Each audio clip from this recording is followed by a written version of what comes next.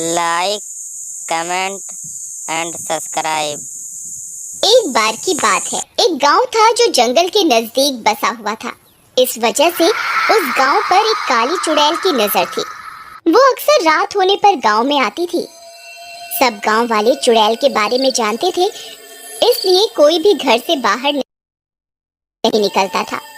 उसे जो भी मवेशी बाहर बंधा हुआ दिखाई देता, वह उसे ही मार कर खाने लगती थी।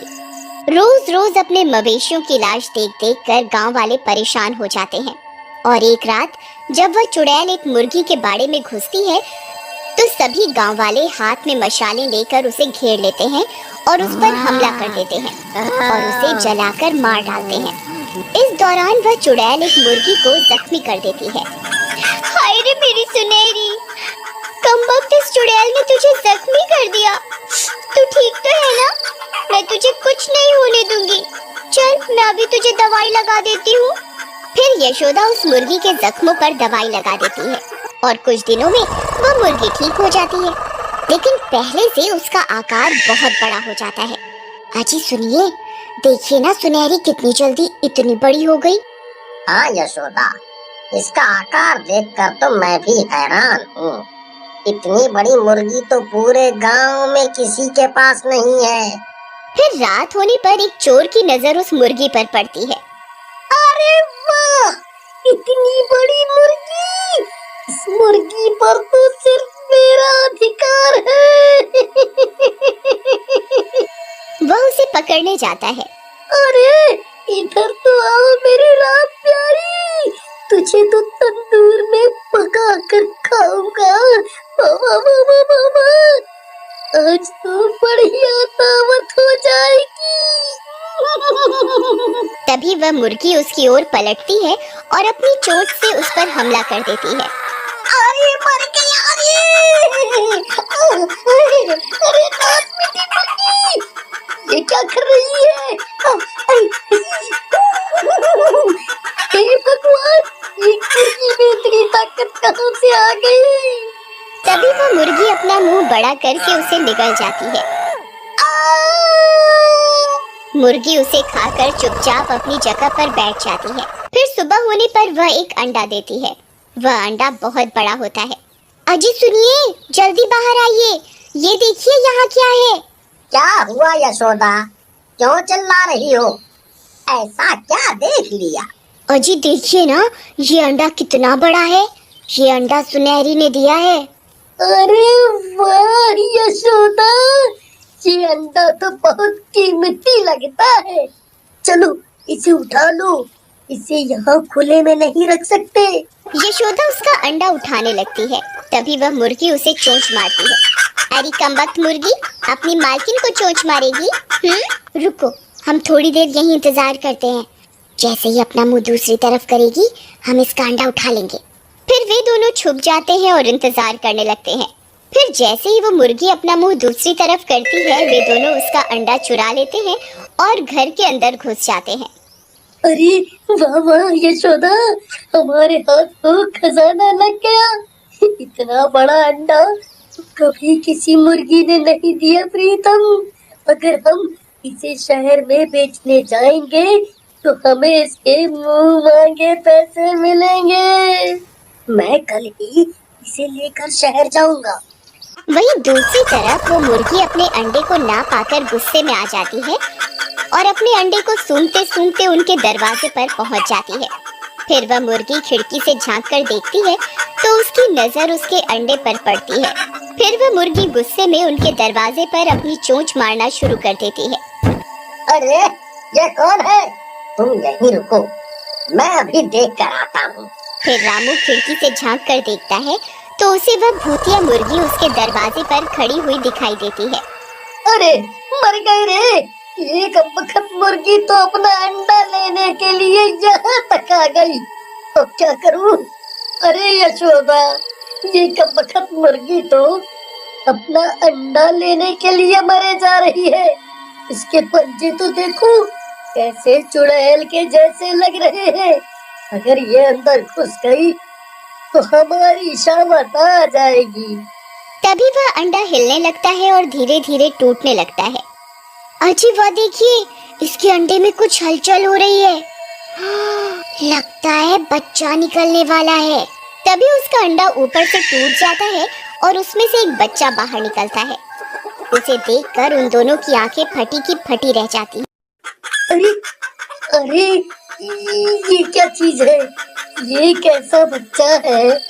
अजी ये कोई बच्चा नहीं है जी, ये तो हमारे गांव का कालू चोर है जो इधर उधर चोरियां करता फिरता था। ये अंडे में से कैसे बाहर आ गया? अब उस कालू चोर के पंख भी होते हैं और मुर्गे जैसी पूंछ और पंजे होते हैं। मैं वापस आ गया। अरे वाह, अब तो मेरे पंख भी लग गए हैं। अब तो मैं जहाँ चाहे उधर उड़ के जा सकता हूँ। यशोदा, ये जरूर कोई शैतान है, हम इसे जिंदा नहीं छोड़ सकते। फिर रामू उसे लाठी से मारने लगता है। तभी वह मुर्गा खिड़की से उड़कर भाग जाता है। फिर रामू खिड़की पर जाकर मदद के लिए पुकारता है। अरे गाँव वालों, जल्दी इधर आओ, यहाँ बहुत बड़ा अनर्थ हो गया है। हमारी मुर्गी कोई आम मुर्गी नहीं है, इसके अंदर किसी चुड़ैल का साया है। जल्दी आओ और इसे खत्म कर दो, नहीं तो ये किसी को जिंदा नहीं छोड़ेगी।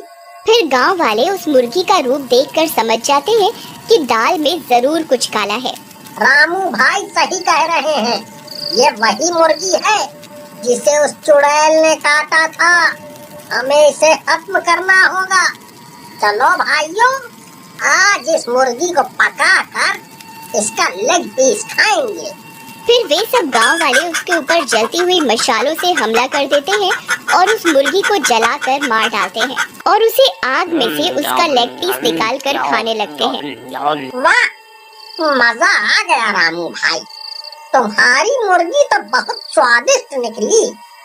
अरे मूर्खों, जन्म जन्म के भूखों, फ्री का चिकन लेग पीस मिला नहीं और खाना शुरू। इतना भी भूल गए ये मुर्गी पर चुड़ैल का साया था। इसको खाने से पहले एक बार सोचना तो चाहिए था। अरे मर गए रे, ये हमने क्या कर दिया? अरे अब क्या होगा?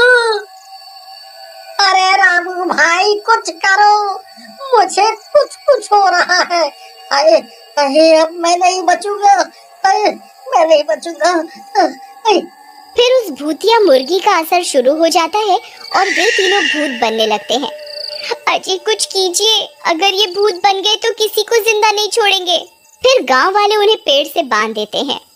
शुक्र है भगवान का, ये मुसीबत तो टली। नहीं भाई, एक मुसीबत यहाँ जंगल में घूम रही है।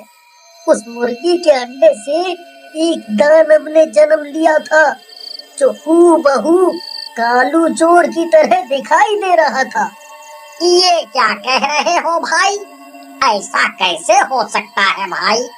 मैं सही कह रहा हूँ भाई, मैंने अपनी आँखों से देखा था उसे। हमें उसे पकड़ना होगा। भाई उसे पकड़ना तो बहुत आसान है, वो एक नंबर का लालची और चोर किस्म का आदमी है। चलो मेरे साथ। फिर कुछ गांव वाले जंगल में जाते हैं और वहाँ एक पिंजरा लगा देते हैं। उस पिंजरे में गांव की औरतों ने अपने अपने गहने रखे होते हैं और वे लोग पेड़ के पीछे छिप जाते हैं। फिर कुछ देर इंतजार करने के बाद उस कालू चोर की नजर उन गहनों पर पड़ती है। उसके अंदर का चोर जाग उठता है और वह पिंजरे की तरफ आ जाता है और उसमें घुस जाता है और गांव वाले पिंजरा बंद कर देते हैं और वह पकड़ा जाता है।